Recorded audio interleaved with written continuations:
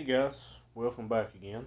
Got another hopefully a cool video coming in the next little bit. So one of the things that I haven't got to do yet, I do a couple here and there, are the restoration type videos. And this is one I've been wanting to do for a while. I've got another one, but I picked this one up the other day for a pretty good price. And we have one of the Power Rangers Turbo Morphers. And I'm gonna try and get some good video of this. This one is in pretty rough shape. It has been well played with. Paint's basically wore down to just bare plastic. But it does have the strap. I don't have batteries in it at the moment, but it does work. Everything works as it should. So we're going to do a couple of videos. I'm going to try and take you through from everywhere to the disassembly. We're going to take everything apart, show how everything goes together. We'll do prep for paint and everything like that. And hopefully, if I'm not mistaken, I think BD15 has labels for these, so I'll probably order a set of those. And we're basically just going to go through this thing from one end to the other and try and make it a little more presentable. It may not be as good as factory, but we're going to do the best we can.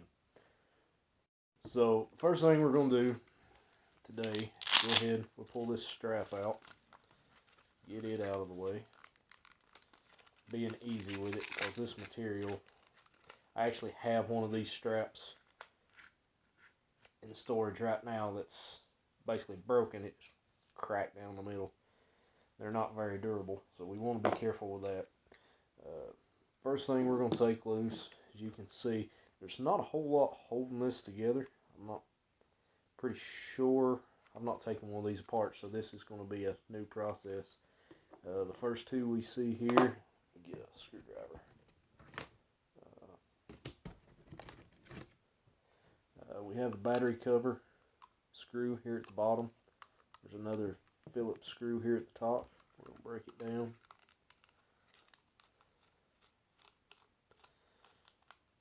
A lot of times I'm glad that I have an extra one of these on occasion. You know, never know when something flies loose or goes wrong while you're disassembling, and you kind of have to have a guide to go by to see how it went back. So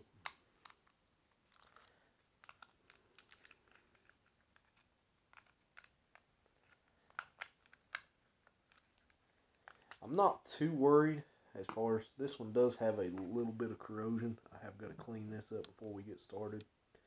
Nothing bad. I've already battery tested it. I'm not sure yet. I've not made a decision on as far as the chrome here for the actual place for the key. I'm going to do a little research and see what I can come up with. I've got a couple options in mind, but we're going to try and get it back as close as possible. It may not be just like it was, but we're going to do the best job we can. One of the next things here, as you can see in the battery compartment, let me get it up here. We got another screw right here we got to take loose.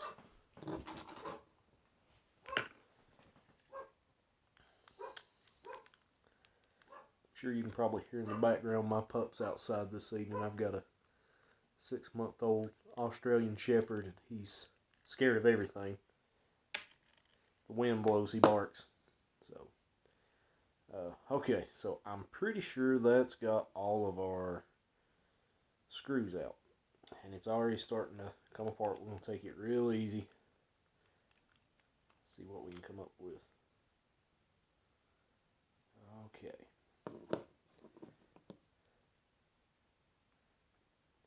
So, here is the actual top of the morpher, outside casing.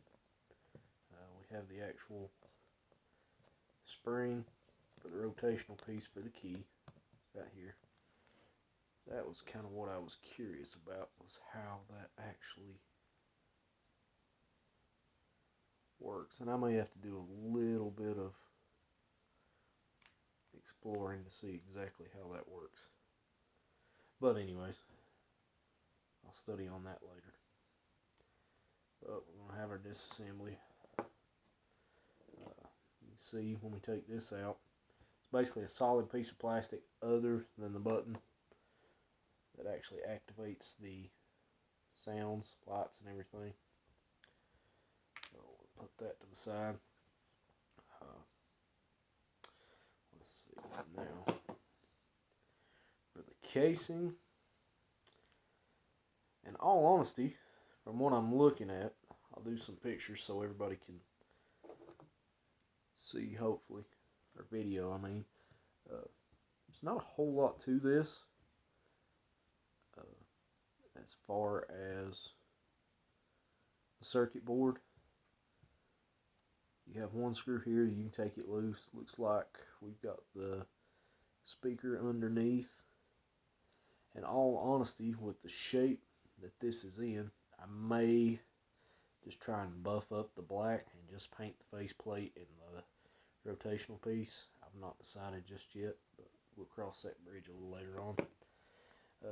I said the plan is I'll try and give you a rundown on prep, what we'll do. Like I said, I'll probably have a couple videos for this, because I know it'll take me a little while to get everything done just right. We'll basically remove what stickers we have, the decals, the shifter one, and this one here. Like I said, I've got to make sure that I can get those. The next thing we'll be doing probably in the next video with prep, be a pretty simple process. You go through, we'll take some soapy water, we'll clean this thing really good, get any kind of oils or contaminants on it. We don't want anything on there anything that's going to cause the paint not to stick or to lift. Basically, we'll get what we call a red Scotch-Brite pad with some soap and sand this to put about a 400 grit scratch on it. Basically, any places where the paint may be rough or they may be some little hard edges, we're going to try and smooth those down, make it clean, make it smooth.